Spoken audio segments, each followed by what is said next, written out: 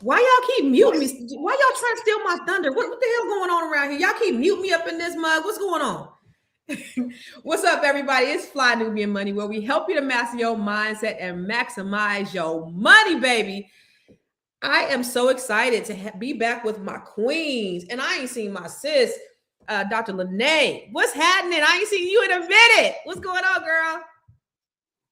I can't hear you. See, they just muting everybody. Can you hear me now? I can hear you now. My friend, I'm so happy to be here with you today. I miss you. I know, I missed you. Good to see you. So listen, y'all, today we're going to talk about Shannon Sharpe. He says that he regrets putting his work over his relationship. He said, I'd rather have less and have somebody. After building wealth and fame and legacy, now he's questioning if the grind costs him the type of connection that money simply can't replace. Today, we're talking about what success really means, the emotional roller coaster of chasing money, and how to build wealth without losing your personal life in the process. So I already introduced you to my sis, Dr. LaNee Javet. What's happening all the way from Phoenix, Arizona. And then we have Sister Dominique. She is a nurse practitioner and a real estate professional doing all the things to help people build wealth. And then we have Nomalanga. She is the marriage, the money, and the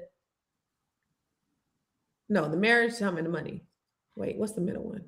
Oh my God. What is it? Motherhood. Huh? Motherhood. You have to do something to do with kids. Marriage, motherhood, and money. What's up, sis? It's always good to see you. I'm doing great. How are you? Good. All the way from Botswana, y'all. Listen, this is dedication. My girl be getting up. It's what, 8 o'clock over there?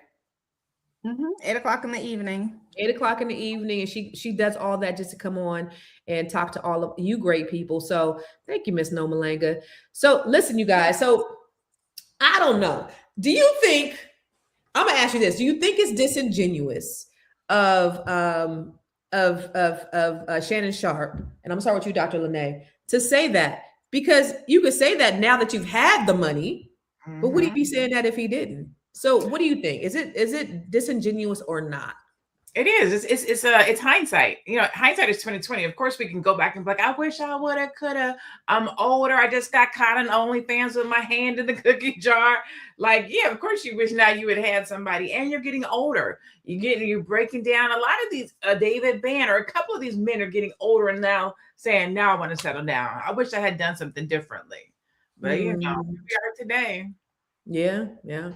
What about you, Noma? What do you think is disingenuous? Do you think he'd be saying that if he was broke?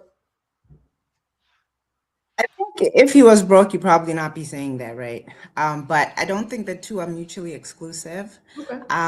Yeah, I don't know how old he is, but the thing that I've been saying probably for the last 20 years is that men and women are not the same. He could literally go get him a 35-year-old woman, and have a family and have love and live for the next 20 years happily ever after. We can't do that. You're 50. Well, I'm saying if you're a woman, if you're 50, you can't go back and sorry, Constance. If it makes you feel better, I'm a quarter to 50 as well. I'm almost there as well. But what I mean is at my age, I can't say, well, I wish I had done this and then do it. He can. I can't go back and find a young person and have children with them. It might not. You see what I'm saying? Unless children is not the family picture. That's my picture. It includes, starting a family, building wealth together and all that. But men can do that. He can literally go out, like I said, get a 35-year-old girl, get married, and start a family, and then they build from there. And then it seems like he never wasted most of his life. Unless he has ED. No, you're supposed to be my man coach. You're supposed to be helping me get a man, and you just validated my insecurities. Listen, I've been stuck in a house for the last 3 weeks because it's snowing. I go out last Friday just to run some errands, and I'm like, well, damn, ain't nobody making eye contact with me. Is it because I'm almost 50? And then you fuck around and say that shit, Nomalanga. Constance, you already have 3 beautiful children. Is it 3 or is it 4? 4. What that mean? 4. You already have 4 beautiful children. So all you need now is just a partner and you can do it. Okay, so it's not too late. Yeah, it's not too late. I just mean starting all over, having kids and, but, I just having kids. What? unless Constance plans on having some more kids. Well, Halle Berry did it, and Janet Jackson. So nothing, anything's possible, right? I have a friend, and he was talking about how he's like in his 50s, and he has kids, and he's like, I just want to have a relationship with somebody where we have kids together. I'm like, Negro, you almost dead. You're 53. Raise them kids that you got. Take care of them grown ass kids. Like that dream has sailed. That ship has sailed. Like y'all really. But he can do it though. He can do it. That's the thing. Men can do it. But you're gonna be dead when not dead, almost dead when your child is going to kindergarten. It's like, no.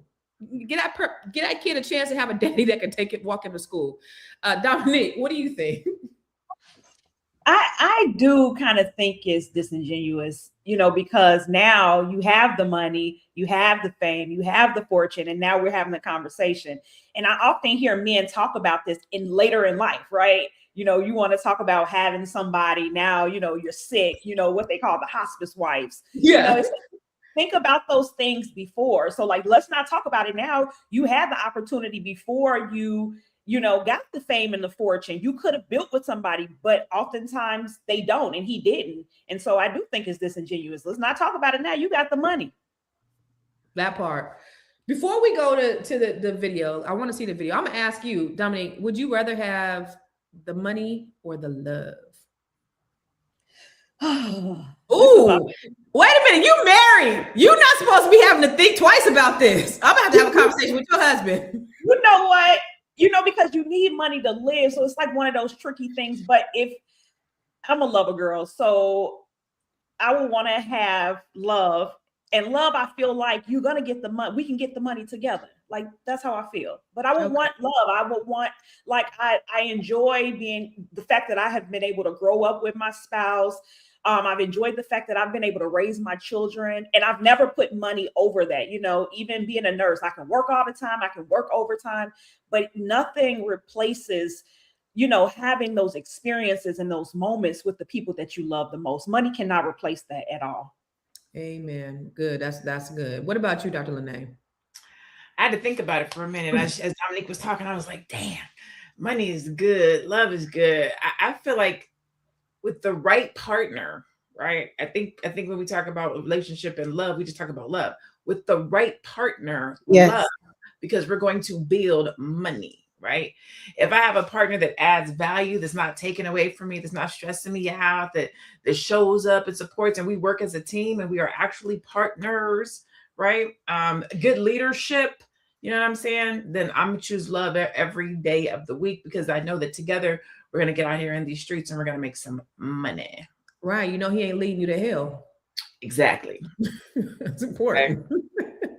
I know what Noma's answer is, but you can go ahead and say it in your way. You're muted.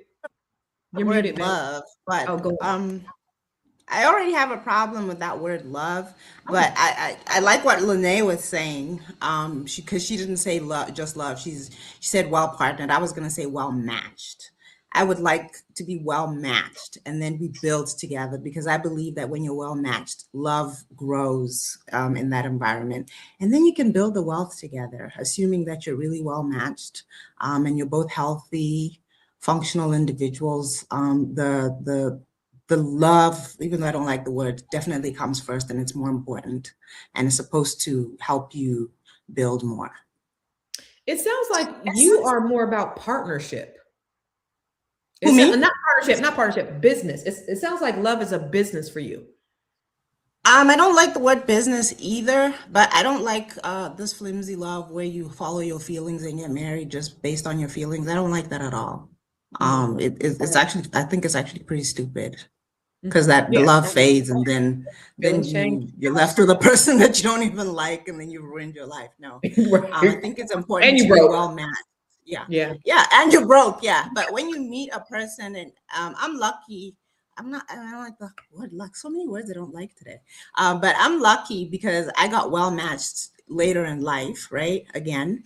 And I think it's such a beautiful thing, because you make good decisions when you're older. But again, my parents got married when my mother was 22 and my father was 24, and they were well matched, and they built a beautiful life together, and they built a lot of wealth.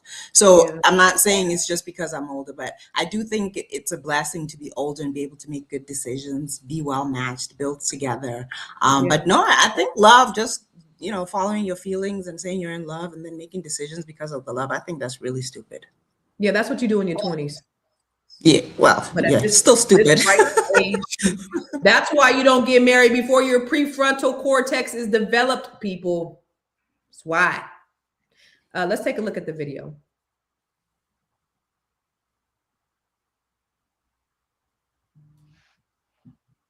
Everything, Sure. and I missed out on a lot of great relationships. Would you rather be up and without a woman, or would you rather be with the woman and not as up as you are?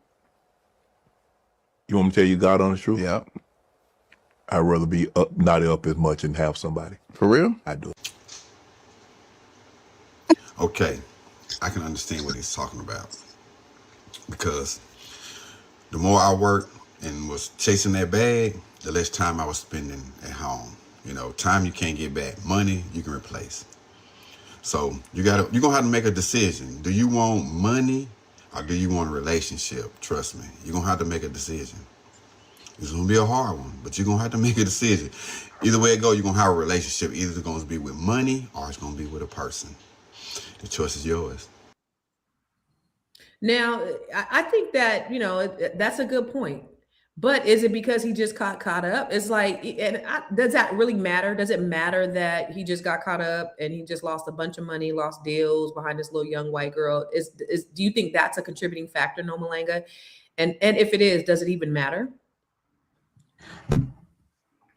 I don't know. I don't know what he's thinking. But I do think that if it's tough, because they can get married and have a nice, good wife at home and still run off with the OnlyFans girl. So, but if I was gonna say, if he had really had like a good wife and a good family, he may have stayed away from things that have eaten up his wealth.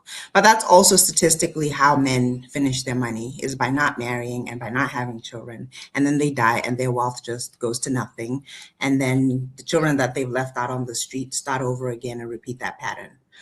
The way that you preserve wealth from generation to generation is through marriage. You are 100% right. What about you, Dominique? What you think? Do you think that he just feels this way because he got caught up?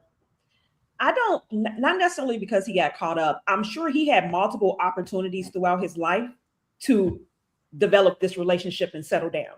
You're talking about, he's not a bad looking man. He's been successful, throughout high school and college. Think about all the opportunities he had with great women that he lost, because he was chasing the bag, or he wanted to deal with multiple women, or whatever the case may be. So I think that he had the opportunities. I just think that he fumbled all of them. And now he's thinking about all the times that he could have built a life with somebody that now is gone.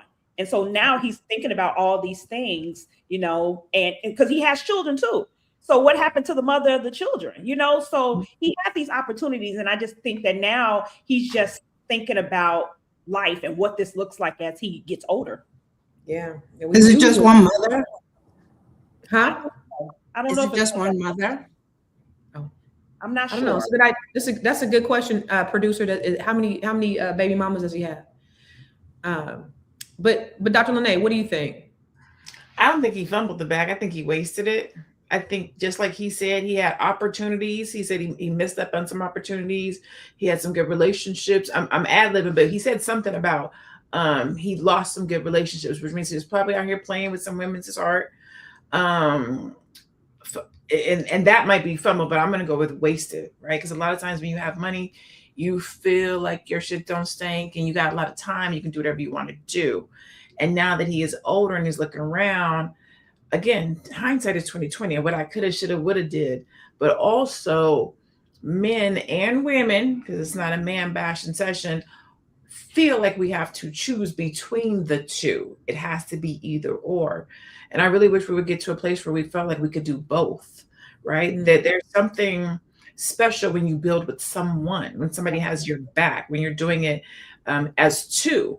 But men and women right now feel like they got to build by themselves. When I get the bag, when I get to this level of success, then I'll partner. But by the time you get to that place of success, you got too much money. Now you're nervous and scared about who you can bring on, or you're older, you're not moving as fast. You at the end. How are you going to enjoy the life, the quality of life that you want to have?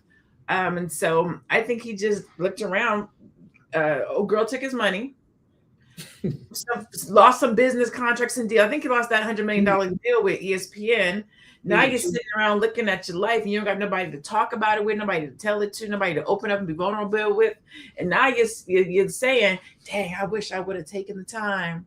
I wish I wouldn't have messed over so-and-so. I would, but you know, woulda, coulda, shoulda. Yeah, man. Sometimes God gotta set us down, and you be in the bed, in them dark, lonely nights. You get to thinking over your life, like, you know what? I really should have. Yeah, that woulda, coulda, shoulda. You know, but what you said, I think is true, because you know, my sons. I got one son get ready to be out in the world, and you know, one will be in college, the other one's in college. But their thinking is, I gotta build, and then you know, I can get with somebody. I can't, you know, I got to make sure that my stuff is together. And that's what we teach our sons though, right? So there's that delicate balance, but also, you know, me as their mom saying, don't do nothing till your prefrontal cortex is developed. I don't want you to get married too young, because you need to make sure that you know who you are, you know what you want, and you know how to lead as a man before you do. So while you know, both of those things can be true, you definitely want somebody that you can build with, be young enough to build with somebody. At the same time, you got to make sure you got your own stuff and that your mind is developed as well. But to answer the question, who asked the question? I think Nomalanga asked the question. He has two daughters and one son. So looks like he has 3 baby mamas. So he has Kayla and Kaylee with one mother, and he has a son, Kiari, with another mother. So there's 2 baby mamas. So there, he looks like he's had some relationships, and he probably was out there playing. I mean, we can only make the assumption, but I don't know. I think it may be a little bit disingenuous, just because, you know, when you look back and you see I guess the road of dead bodies in the rearview mirror of all the people that you done messed over, and now you sitting over there lonely and you done lost out on some things, and it's like, yeah, well, maybe I should have sat my ass down. Maybe I should have, you know. And so, unfortunately, it happens to so many Black men, so many men, period, but so many Black men, because they're too busy playing. And that's also unfortunate. There's another video that I want to take a look at. So let's bring that video up. But I do know, so before we bring the video up, while you get in that video, one of the things is that he was poor. He grew up poor and in a lot of trauma. His grandparents raised him, and he was dirt poor. So that's probably one of the reasons why he worked so hard as well, is because he was so poor. He never want to go back to that. So that could also be in the back of your mind. But yeah, Shannon Sharpe has had money for a while. He's been on ESPN doing stuff for a while. Yeah. How much money is enough? Like, when do you get to enough? Right. You know what I'm saying? You sit your ass down. There's a deal before the $1 million deal. He played football first for years. Then after football, ESPN. Then after that, $100 million contract. Then after that, the YouTube. So he's had money all along the way. At any given time, he could have said, you know what, it's time for me to settle down and get a wife, or do whatever the case might be. Listen, I'm sorry for what I'm about to say. I'm sorry for what I'm about to say. I'm sorry for what I'm about to say. Or be like any other man. You'd be like any other man, get a wife and have his side chick. Like, he still could have settled down at any given moment in time. But what you do see is, when you look at these athletes, the ones who have who really built the wealth and who have the stable money are the ones who have settled down and are married and are responsible. Regardless of what they're doing, they still have that main one that kind of can bring them back to the center. And I'm not saying that all men cheat. Let me make sure I say that. I'm not saying all men cheat. I'm just saying, if you're in that NFL, NBA, big money life, chances the opportunities are there. Yeah. Too many opportunities. Chances are. So at least settle down with your main one. That's all I'm saying. I'm not talking about the average dude who's out here doing the right thing. I'm talking about men with money. So there's a comment here, Constance, that says, and without how delusional women compare what they would do to what men do. And I did and says, stop projecting. I did think about that. If I was a man, I would probably answer this question a little bit differently, but I'm not. But I do think they have different considerations than women. And you do want to show up. You do want to show up. We're concerned about kids, and women do the same thing with their careers and wait to get their 30s, 40s and realize, oh no, I didn't have any kids. I didn't do this.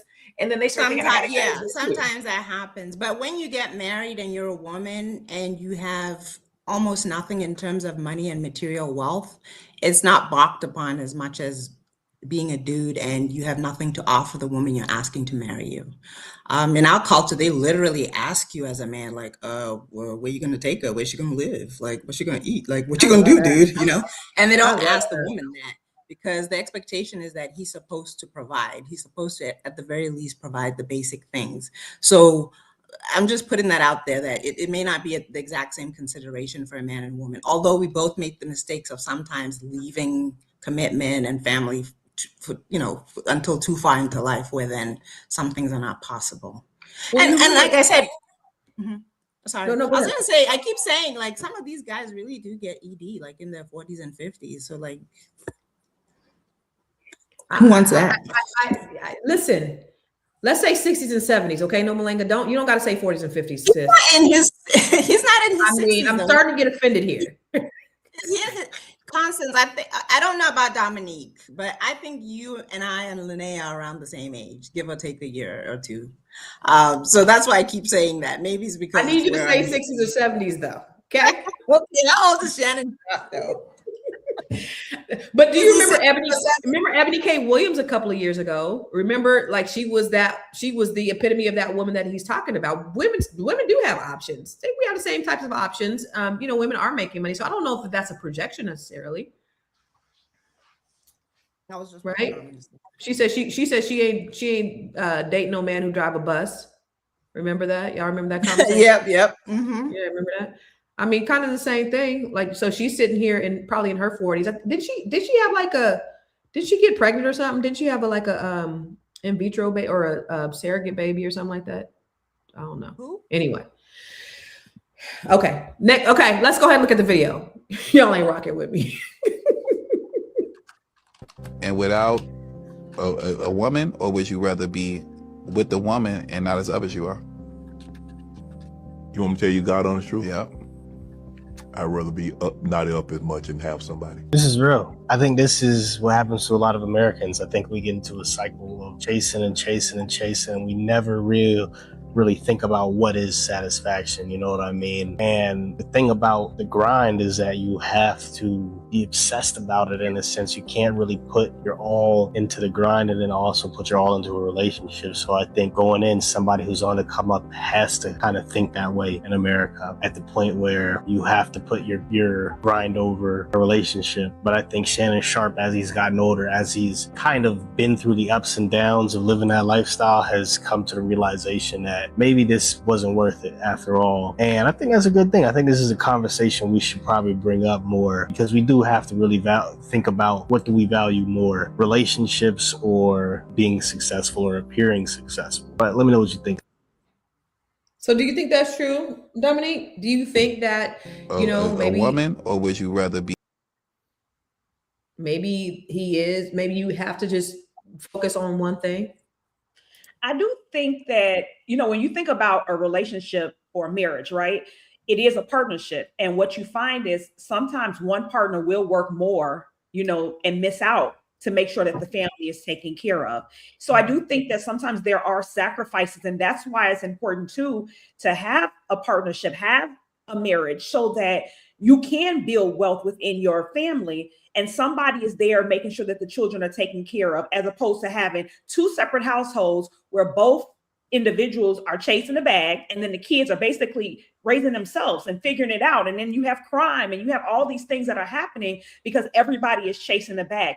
I really believe that, being in partnership and being in one household and having community and village helps us to be able to get to the bag in a sense, because somebody can stay home and make sure that everything on the home front is good, but you also have somebody making sure that we are creating that generational wealth, and that everything is taken care of financially, and everything is not just going haywire at home. Somebody said life is not 50-50 ever. And I think that's true. Sometimes, what did Teddy Pendergrass say? Sometimes I give 70, sometimes she gives 30. So it's not always gonna be 50-50. Talking about a 50-50 love. Yeah. What do you think, Dr. LaNee? I think, yeah, no, it's never going to be 50-50. At least it shouldn't be, right? I know this new age, these new relationships are 50-50.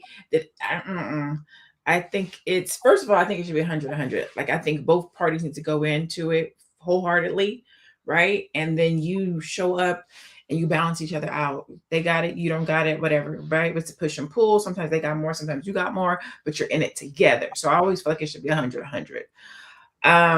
But also I was looking at that clip and I was like, man, Shannon looks old. You got the gray beard coming in and everything. I think the gray beard is kind of cute though. I think it looks good. But just from when you think about the optics on his show, he's always tailored really nice, black on black. He got that Beijing popping.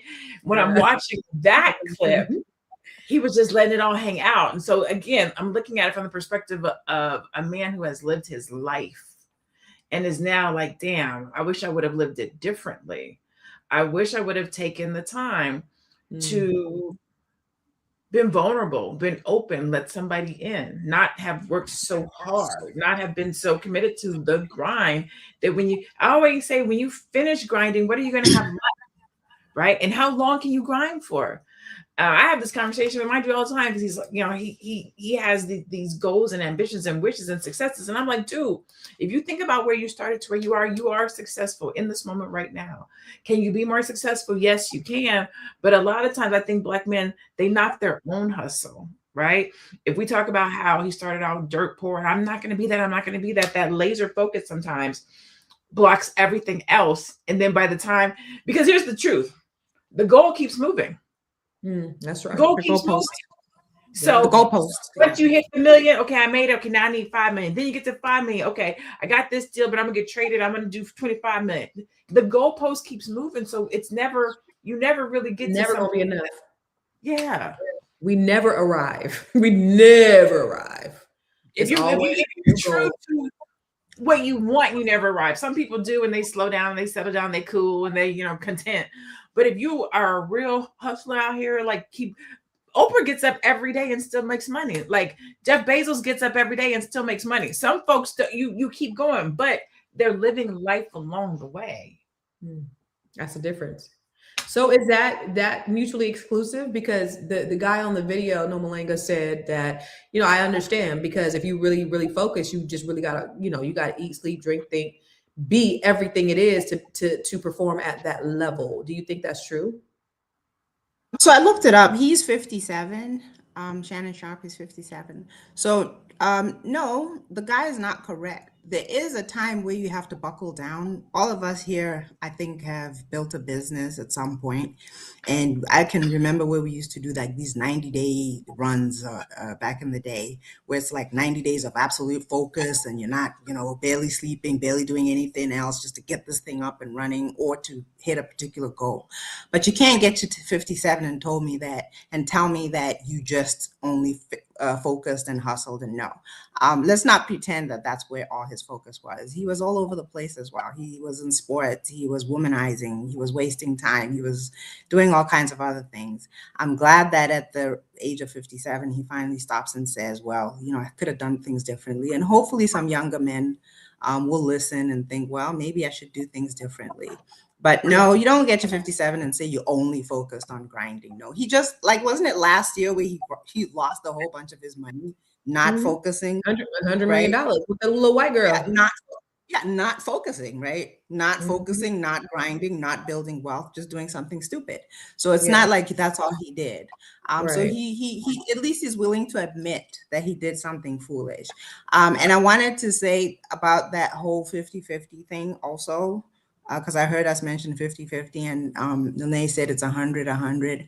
And I wholeheartedly believe that it should be 100-100. But I believe that women have been hustled for, I don't know, the last 50 years or something with this 50-50 nonsense, because it's never 50-50.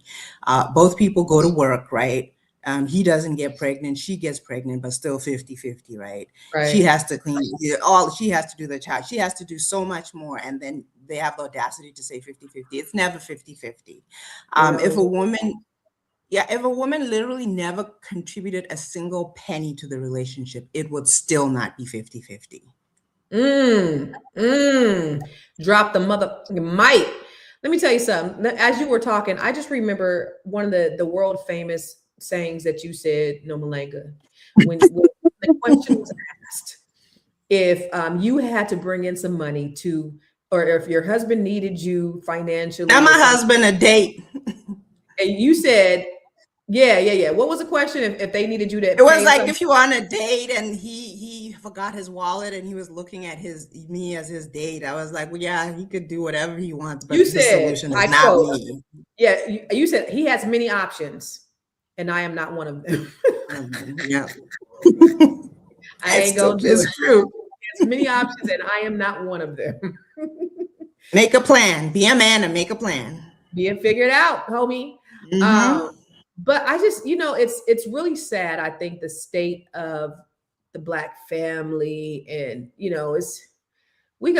white supremacy has really wiped us out, and we've been an experiment for so long. And I know I continue to go back to this, but it is so true. And so our ideals are not, and our values are not where they need to be to create a healthy family. Our priorities are off. If we value material things rather than people, that's where our priorities are. And so it's really sad. And so that's going to be the story of a lot of people's lives. We model our lives after what we see on social media. And it's just, we've replaced really personal interaction with what we're looking at online. And it's not reality, because we're only seeing snapshots. And then we try to model our lives after those little snapshots. And so we're not creating meaningful relationships. That's everybody as a whole. That's everybody across the board. But anything that happens, especially in this country, when you have we always seem to exacerbate in our community. And I just want us I just want to shake our people, men and women, because it's not a battle of the sexes thing. We just need to be shaken and woken up and saying, listen, we are not each other's enemy. We need to value each other. We need to create together. We need to love each other. We got to build, Black people. We got to build. And that's just where I think we need to be. That's just my concern. But I think we got some stats. Let's take a look at some stats. Do we have the stats or no? If we don't got the stats, we can look at the other video. Stats on the screen. There we go. The average American works 1,700 to 1,900 hours per year, which leaves little time for personal life and relationships. Wait a minute. Hold on. Is that true? Are people really working that much? That you guys are saying in your lives? Are people really working so much that they don't have time for personal life and relationships? Are you guys seeing that? People are working a lot, but they have time for other things. They're just not maybe prioritizing the same. I always say I make time for the things that are important to me. Yep. Absolutely. Yeah, I know that men be like asking, telling me, Constance, you're always so busy. If I liked you, I wouldn't be. Research shows strong social connections can increase longevity by up to 50%. Okay, that's true. All right, what's our next one? Studies show high income earners often report higher stress levels when they are financially stable. Do you guys think that's true? If the higher money, the more you, I don't know, because I think people who work high income earner though, people who work physically, I think people who are like the bosses, they're not working as hard as the people who are doing the physical labor. Mm-hmm. What do you guys think? I agree. Well, when you're the boss, the bottom line, you're the bottom line. People can switch around and get a new job or whatever, but when you're the boss, you're responsible for the bottom line. So that is a very high level of stress. Yeah, I mean, you gotta be a visionary, but I think that the people who are actually doing the physical work, those are the people who are working the hardest. Work-life imbalance is one of the most. You're directing folks. Mm-hmm. The people who are doing the work are the people that are working the hardest. Yeah, you want to have people. You want people to be making money for you. And the people at the bottom, they're making money for themselves. They're limited on what they can make. Work-life imbalance is one of the most common reasons couples report relationship dissatisfaction. So people are working too much. Is that our last one? So what do you think about this work? Oh, burnout continues to rise, especially among entrepreneurs and high performers. We do see that. Have you got, let me ask you, is that the last one? So Dr. LaNee, as an entrepreneur, because I'll say for me, like when I was going through my divorce, I just was like, I had to reset. I couldn't perform in the way that I was performing. I couldn't do the things that I normally, you know, I'm a thug and I'm very non-emotional. However, you know, just going through everything I was going through, I couldn't be everything that I had been. And so I had to, burnout happened and I took a 2-year break and I was like chilling for 2 years and it was great. That's a privilege though.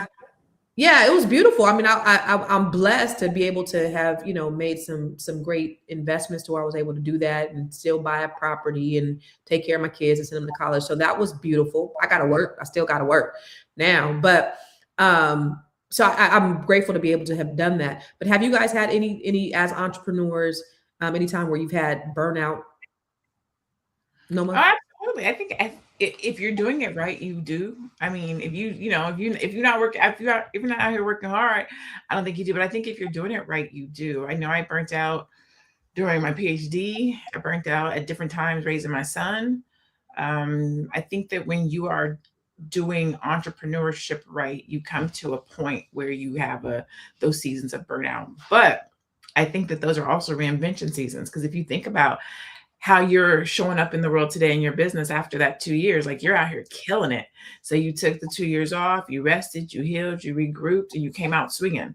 So I think, you know, sometimes those seasons of burnouts are really, I'm not going to say blessings, but those opportunities for us to re-innovate ourselves and come out at the next level or the next season of who we are and what we're supposed to do. Yeah, it's important. What about you, Noma? Ever had burnout? Yeah, I definitely have had a series of burnouts at different points. I can remember one time, because I was so determined to never ever have to work again. I worked so hard, my body literally just gave out. I was getting up at 4 a.m. and going to bed at midnight for I think about 2 years straight. And I had small children and I was trying to homeschool. It was crazy. It was, yeah. But I'm still glad that I did it, because I laid the foundation for a lot of things that, you know, like how you say I can take 2 years off. That's a blessing. But I believe you worked your butt off to earn the privilege to take 2 years off. And most people who can do that is because when other people were enjoying their lives and watching TV and going for lunches and, you know, whatever else, no judgment, I remember not doing any of that and just working, my head down, working. I'm doing this. I'm never going to look for another job ever, ever, ever again.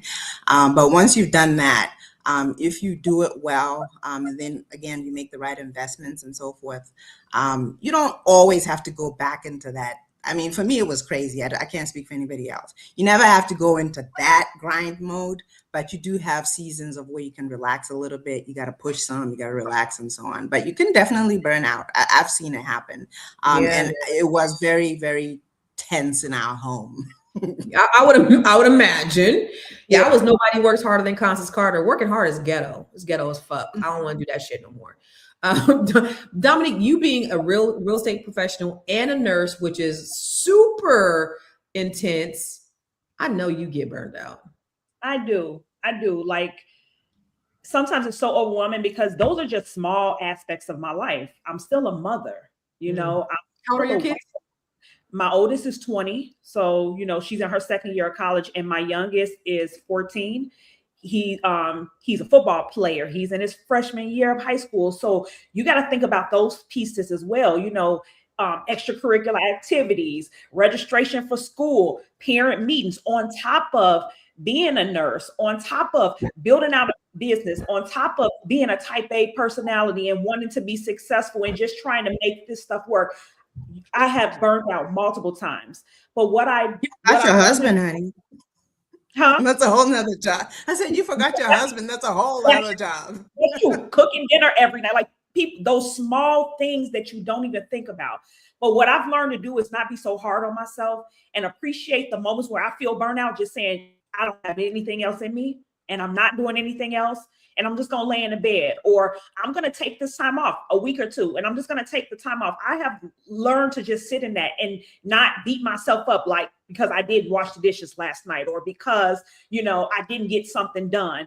Because you do need those moments. You need those times. And when I take breaks, like Dr. LaNee say, I will come back and it's like, okay, now I got all these ideals, because the goal is to be, we don't want to be booked and busy.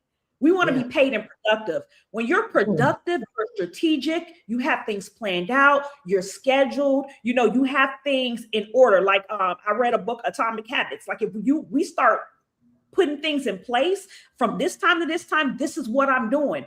It really helps you be productive and not just booked and busy. I don't want to be booked and busy. I want to be paid and productive. Come on, let's be paid and everybody need to be paid and productive, because being booked and busy is ghetto if you ain't got no ROI.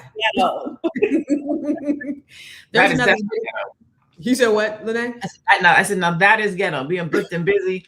And then let's add broke. A lot of times people is booked and busy and broke. Booked, busy, and broke. Shame devil. All right, let's take a look at this next video, because folks are talking about if they would choose love over money. And so I want to ask the chat, what would you guys choose? Would you choose love or would you choose money? And in a society where money is necessary, would you rather be rich and alone or poor with your soulmate? Rich, alone, poor with your soulmate. Money. Why money? Because in my case, I'm attracted to men, and for me, I'd rather have money than men around me because they're a waste of time. So definitely money. Money will bring me happiness. Men will only like bring me stress. So.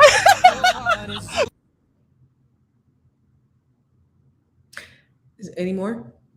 She says, so is that normal, y'all? Do you guys know a lot of people like that? Because I be thinking some people would just be putting on for the gram. Do you guys actually know people like that in real life? I think they're out there, but immediately I'm thinking, what kind of men are you around? What kind of men are you choosing? What kind of men choosing you? Like, that's what I always, whenever I hear women talk about men, especially if it's like a pattern or a trend, I always, pardon me again for saying it this way. What did Cat Williams say? What's wrong with your pussy? He said, what kind of men? And he said it. I was like, you know, but where are you at? What kind of men are you attracting? And or men and or women. Like, this is not, again, not a gender thing, but a lot of times when I hear women talk about this, the only type of man, this the only type of man, where are you going? Where are you hanging out at? Let me tell you, there are places you can go to meet a certain type of a man. If you are hanging out at the Legion, you're gonna meet a legion, a leech, or somebody's gonna leech on to you. If you're hanging out at nice hotel lobbies, having a glass of Chardonnay, having some dinner, a businessman is gonna walk up to you, sit down, hey sis, how you doing? Can I get that glass of wine for you? Absolutely. You know what I'm saying? Where are you going? Who are you hanging out with? Like, what kind of conversations are you opening yourself up to? That plays a role in the type of man that will be attracted to you and the type of man that will talk to you and your level of stress, but also the value you bring as a woman. Yes, thank you. So sometimes you got to go back and look at yourself and say, who am I and what do I offer and what do I bring? Because that balances things out too. Nomalanga, you said thank you. Yeah, because can we not pretend though that people will always know how to properly pick a good partner? If that was true, people wouldn't be getting into these horrible relationships. People literally don't know how to pick properly. They don't know. And their mother didn't know, and their grandmother didn't know. Listen, that's why I said God got to pick for me. Because I don't know. I don't know how to pick. That light on them. Huh? You can just learn. You can just learn how to pick properly, Constance. And I will say though, getting older and more mature, it usually goes in two direct opposites. You get to be like that woman who's like, oh, they're too much trouble and I don't care and blah, blah, blah, blah. There's, you know, or you mature and you get to a point where you realize, okay, you know, when I was younger, I was not paying attention to certain things. And now that I'm older, I can pay attention to certain things. But I just don't like this assumption that people can pick well, because they don't, they can't. They're driven by love and they have sex and their hormones all over the place. And then they just get into that cycle. Red flags be looking like Six Flags when you feeling the motherfucker. Yeah, and people get caught in that cycle. You have sex with somebody, you develop feelings, and then it's good for a while, and then that fizzles out, and then you do it again and again and again and again. So we can't pretend that people literally stop and think and don't rush into the intimate part or think about these are the fundamentals. Or you'll hear somebody say, these are the things that I want, and then you see who they're with, and you're like, wait, what? You see, yeah. So that's and the reason why I can say that is because I've been through a lot of coaching in terms of how to pick a partner, and I've done a lot of coaching about picking a partner. So I just don't like the idea that it happens magically. Hey, praise unto God said, at the hotel, you're meeting married businessmen. You are not lying. You're not lying. Let me not eat. You're not lying. There do be a lot of married men in them hometowns picking up the ladies. Oh yeah, out of town for some fun. Mm-hmm. So you do have to be aware of that. That's the true point. They do be out there, but you gotta have your feelings. Here's the thing: you can meet a married man at the grocery store. True that. So it's no different. You just gotta be, do your feelers and stuff like that. But that is true. I'm not gonna pretend like that's not true. That is true. But again, you can meet a married man at the gym. So true that. What you think, Dominique?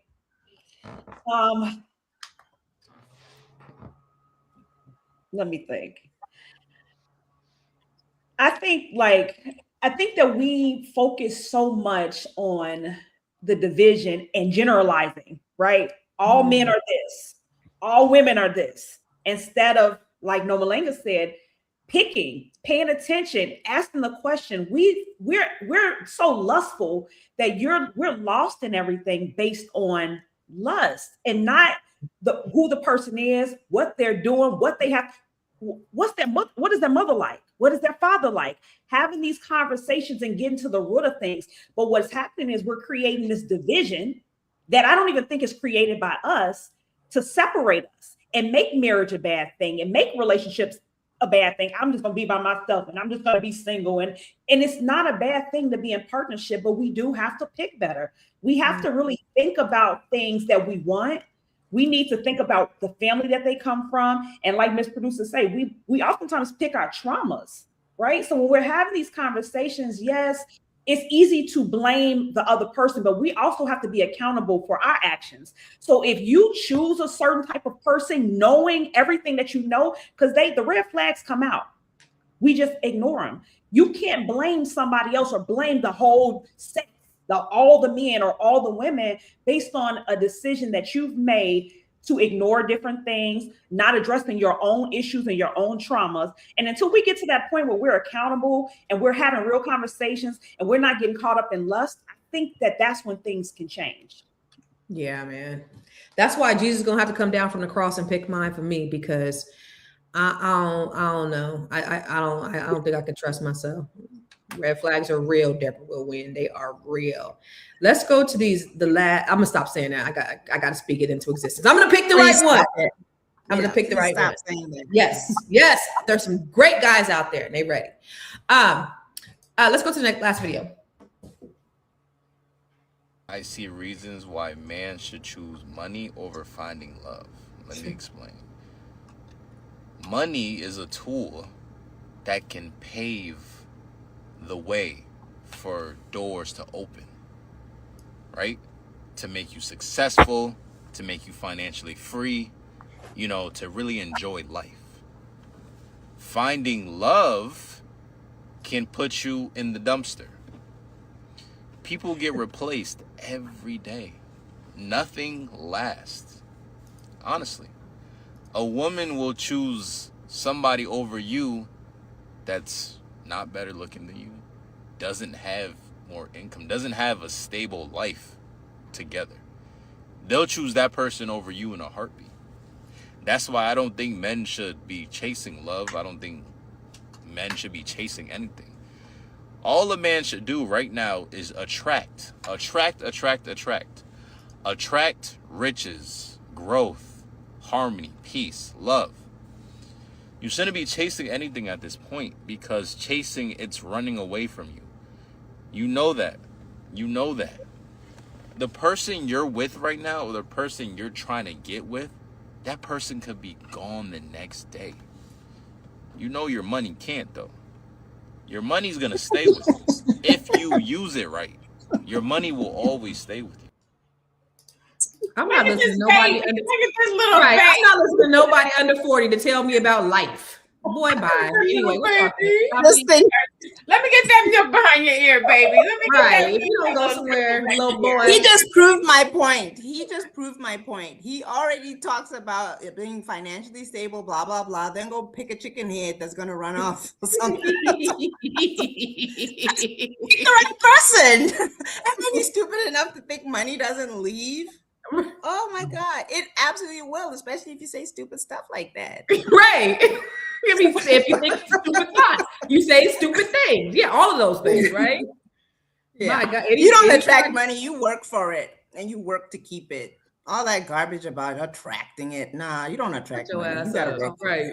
You gotta work for money and you gotta work to keep it. Lord have mercy. That was dumb. Anyway, anybody else think it's not dumb? Anybody got anything to contribute to that dumbass shit? I got nothing. But next. We're looking at older people and trying to figure it out. And we failing badly. If that's what they thinking. Right. Who raised you, young buck? Who raised your ass? Single parent. Because he's still young, so maybe he'll mature. Yeah, for sure. Okay, so we about to do our final thoughts, but before we do that, y'all, this is Black History Month, and we always like to end with a Black fact. And so I'm going to tell you about a place called Negro Fort. I was going to call it Fort Negro. Have you guys heard of the Negro Fort? Has anybody heard of the Negro Fort? No. Okay. Well, good. I just wanted to share something that you may not have known. So it before there was a conversation about Black Wall Street, before Rosewood, before Tulsa, there was the Negro Fort.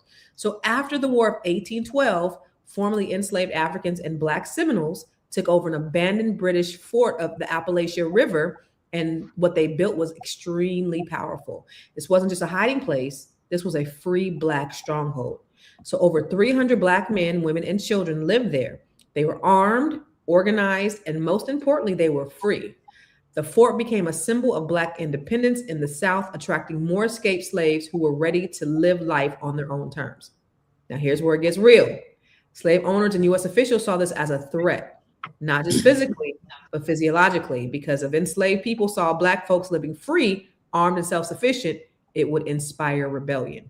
So in 1816, the U.S. military attacked. They fired cannonballs into the fort's ammunition supply, causing a massive explosion that killed over 250 people instantly. It remains one of the deadly, I've never even heard of this, y'all. It remains one of the deadliest single attacks on Black people in the U.S. history, yet most of us were never taught about this. So this wasn't just about war. This was destroying a Black autonomy, Black safety, Black economic independence before it could spread. And if you connect the dots from Negro Fort to Tulsa to redlining to modern banking disparities, they talk my language. You see a pattern. Every time we built something strong, something independent, something that could shift the power dynamic, it has been challenged or dismantled. Destroyed. Yeah. Wow. And that was in 1812. And that reminds me, you know, I did a video talking about Abraham Lincoln did not free the slaves. He had to. There a lot of hundreds of thousands of them ran away, and they ran to the enemy lines, and they ran to the north. They ran up north, and then he had to free the slaves. There's too many of them. They couldn't send them back. So anyway, but that was Negro Fort. That was our Black history fact. Let's go ahead and wrap this up. We're going to do our final thoughts, and we're going to start with you, Miss Dominique. What do you think about relationships and finding love, and where does that put us as a community? So I love relationships. I love the institute of marriage, and I think that it gives us an advantage. But we have to have conversations about what that looks like, and these expectations that are placed on us based on society and what needs to happen, and all these negative things that you hear. We have to go back to the basics. have our village and our grandmothers and, you know, everybody involved in our family. And I think that that's what really changes things, making sure that we're taking care of our family. We're creating generational wealth when we come together, not even just as partnerships as husband and wife, but coming together as a community, as villages, you know, making sure that we're taking care of our children, we're taking care of our elderly. And until we get to that point, it's going to be difficult for us because we are trying to basically operate independently and doing everything by ourselves, where it's almost impossible to get to where you want to go just doing it by yourself. So I think that relationships are awesome. I love the Institute of Marriage, and I think that once we get back to that, then we can really help our community be better, be stronger, be wiser. So again, I'm Dominique Morgan. I'm the managing partner of the Whitmore Group, and we exist to educate, empower, and equip individuals and businesses to build wealth through real estate. We can help you purchase anywhere in the United States. And if you're looking to find me, you can find me at the Whitmore Group on all social media platforms. And also you can go to our website at thewhitmoregroup.com. I love that. And I love what you said. So I'm going to pose that question to you, Nomalanga and Dr. LaNee. What can we do as Black people to bring our Black families back focused so that we can build together? What's the solution, Nomalanga? Marriage, motherhood, and money? I'm not sure I have the solution. I do believe my brand is the solution, because I think that we have to restore stable families, which restore stable communities and the village, like Dominique said. I do also think that it's not always it's easy said, but not easy to do. So I encourage mentorship. I encourage coaching. I encourage getting around circles of positive, family-oriented, wealth-building minded people. You know, we're tooting our own horn, but shows like this and a lot of the platforms that you have, progressive Black people who really want to restore the Black community, want to restore Black families, want to restore Black wealth. It's very important to be around those people, and it's important to be mentored, coached, and in circles with those people. I think that's a good starting point. If you'd like to take advantage of my product of the month, I just put the link there. It's themochamoguls.com. And then on every show, I like to have an ask, passforourgirls.com. That is our charity that we have in Botswana. We support period poverty. If you feel inclined, please do support us. Passforourgirls.com. Any amount counts. And where you can find me, I always say I'm a Facebooker, and I really am on Facebook a lot. I am also on Instagram as Ms. Nomalanga, and I also have a developing TikTok now. I'm on TikTok a little more now. Hey. Also as Nomalanga. So you can. What is the Mocha Moguls? Because you can't go just throw it out there and just keep going. Like what's the product? Oh, that's why I just put my product of the month. Yeah, we don't know what it is though. What is it? Okay, the ebook is 7 life-changing habits. I actually tell a little bit about my story and then how at one point my life fell apart and how I put it back together. So that's the product of the month. It's at themochamoguls.com. Yeah. You can't run past that, baby. We want to know what the product of the month is. So go to themochamoguls.com. All right. Thank you, Noam. And last but not least, Dr. LaNee. Geez, so I'm going to be real simple. I believe that the way that we move forward is just literally in unity. It's in community. It's together. It's understanding the importance of two, right? Two is better than one. Two is stronger than one. And I think that that's literally it. I know we were talking about love and money. And so these are the stats I wanted to share. Over 80 to 90% of American millionaires are married, with roughly 65% remaining with their first spouse. Damn. So marriage rate over 80 to 90% of millionaires are married. First marriages, about 65% of millionaires are still with their first spouse. The average millionaire has been married for over 30 years, often viewing a supportive long-term partner as a key factor in building wealth. And so I think we just have to understand that, like, when you are in partnership, you are in partnership. You can build, you can build better, you can live better. Life becomes better, right? You're going to have ups and downs, but I think we just have to learn how to stay in there. I think we get into relationships, into marriage, and think that it's going to be better on the other side or greener on the other side.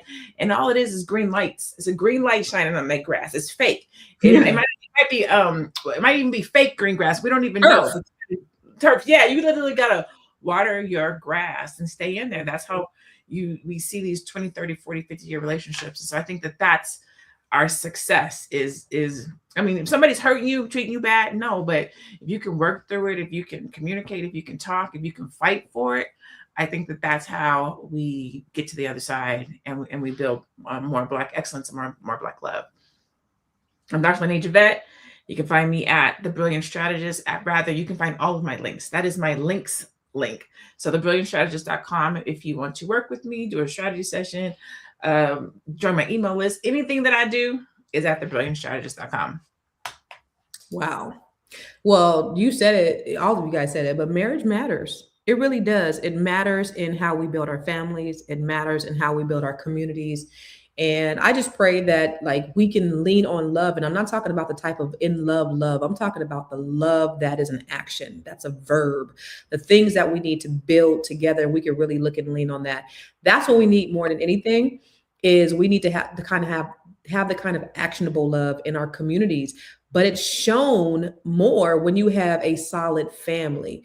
I get it. Millionaires are married. Shit, I lost $1 million when I got divorced, and divorce could wipe you the hell out too at the same damn time. So marriage is definitely important when it comes to building wealth, but having a safe and healthy marriage is also extremely important as well. But we just have to be intentional. We just got to be intentional. And I think that, there is a lot of Black love out there. There's a lot of negativity only because there's a magnifying glass on the negativity. The negativity has the biggest microphone, and that's not necessarily the case. We do have Black love. We just need to start propping it up more. We need to start recognizing it more, and we got to start living in it more, period. Where can you find me? Everywhere. I am Constance Carter. Y'all, I'm about to be 50. I'm about to be 50 next week. So I'm really excited about turning 50, even though Nomalanga told me I was washed up in the beginning of the show. I did not say that. She said a 50-year-old woman basically ain't got no options. Rewind it. She said that. I just got married. However, but for my 50th birthday, one of the things that I'm doing is I'm offering, I exist to help Black people build wealth, build, grow past their wealth. So all of my premier offerings, 50% off for my 50th birthday. So if you want to join the Net 7 Collective, where I help Black women from all over the world, I coach them every week, coaching them to their 7 figures. It's 50% off. If you want to have a one-on-one wealth strategy session with me, that's 50% off. And my time is my money. If you want to get my Living Trust book right here, the ebook at least, not the it's 50% off. So a lot of my stuff is 50% off. Go to constancecarter.com. Put in the code CC birthday, and you get all of my premier offerings for 50% off for my 50th birthday. So if you've ever wanted to work with me, now is the perfect time. I have financing that's available as well. So we're going to head on out of here, but I do want to say, as we are heading out, that my notes went away. But this has been just an awesome conversation, and the conversation is bigger than Shannon Sharpe. It's about how many people are working hard. They're building careers, they're chasing goals and trying to secure that bag, but they're not realizing that their life is passing them by at the same time. It goes like this.